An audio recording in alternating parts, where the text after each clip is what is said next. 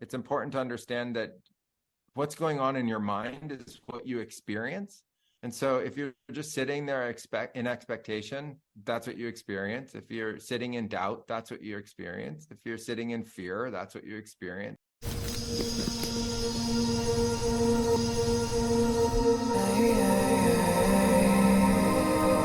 I like things that are very simple in ceremony. Complex things are very hard when you're in a very intense experience. So I try to make things really simple. So the breathing technique we use is literally the simplest. We use a breath that is in and out. And it's nice, long, slow, and smooth. There's no counting. There's no mind fixation on it. It's just this flow state. And so I start walking everybody in through that flow state, both for relaxation and for focus. And then you want to relax into the ayahuasca. So the ayahuasca is in the body. You're going to start to go into onset, and you just want to breathe through onset the whole time and continue to feel like an opening and expansiveness take place. And if any kind of fears or any strong emotion or anything like that comes up, we just breathe through it to kind of normalize it and make it stable and calmer for us. The idea is to constantly go back into a calmer state and relax into the experience and use the breath to be able to support that. After it starts to take effect, then you want to just go for the experience. You want to say yes to the entire experience. So we actually want to, at that point, encourage the ayahuasca, encourage ourselves. Inner encouragement, inner self-talk that's really positive. You want to, at the beginning of it, get really positive about the experience, because you might go through some things that are difficult or hard. And so you want to be embracing of that aspect of what you're going to uncover, what you're going to learn, and what you're going to discover on the journey. And, also kind of patience. I notice a lot of people over the years get really impatient because they don't know how much time has passed. And so they think like it hasn't kicked in yet, but it's only been 15 minutes. Or it's like it's not strong enough and it's only been an hour, and at like 5 hours they're like begging for it to not be so strong anymore.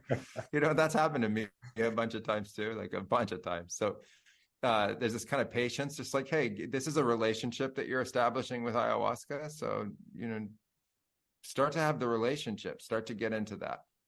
And then it's important to understand that what's going on in your mind is what you experience. And so if you're just sitting there in expectation, that's what you experience. If you're sitting in doubt, that's what you experience. If you're sitting in fear, that's what you experience. And so there's a kind of movement and agility to help shift the experience that you're having and to engage that and to help support that. And that really helps move it along, so that we don't just get kind of stuck in one rooted place.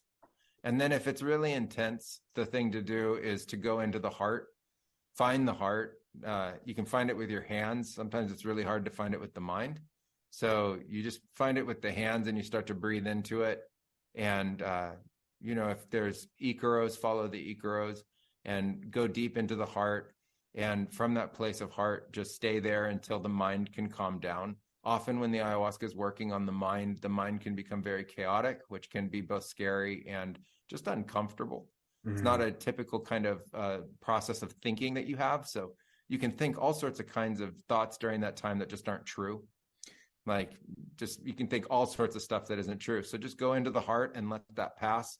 It'll actually help the mind. It's sort of like a disc defragmentation or a rewriting of a lot of things in the mind that just were out of balance, and they call it a straightening process. So allow the mind to have its cleanse, go into the heart, stay in a loving space during that time, and just continue to have that nice, long, slow, smooth, rhythmic breath.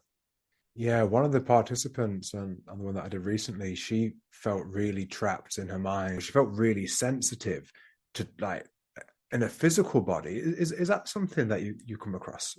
Yeah, and all of those things. I think everything that happens is ultimately part and parcel of the experience. You can feel super sensitive in the body.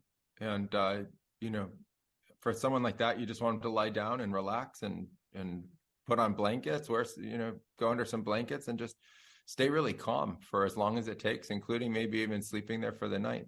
But one of the biggest fears they always say is, but it's letting go. It's I've got an issue with control and I really struggle letting go. And to me, my feeling on it is, I think that's part of the journey. And one of the lessons is like, we don't have control. Like, it's time to let go. Is that, do you find that's one of the bigger things that kind of shows up with people that maybe it's the first time journeying? Is there this control element? And does the need for control, can that actually make the experience maybe more turbulent than what it needs to be? For sure. I think turbulence is a great word for it. The idea of control is control of what? You're not controlling anything in the ayahuasca, and you're not going to lose control either. You're going to go on this journey, and you're going to go on this experience. If you resist it, that's not control, that's just resistance. And you got to let the mind go. It's the shift, right? It's the shift that is hard. And so, it can be turbulent. Yes. We help create that turbulence. And so what I like to go to is the idea of a dance, right? The beauty in shamanism is that it's not a sitting meditation. There's a kind of movement that's allowed. There's an ecstatic state that gets created. And, when we're trying to hold back, when we're trying to resist, the counter energy of that can become very turbulent. And so instead of that, embrace it in a vibration and move with it and start to dance with it and turn it into a dance instead of a me versus it kind of control paradigm, or me versus the control over my reality, or me versus the control over myself.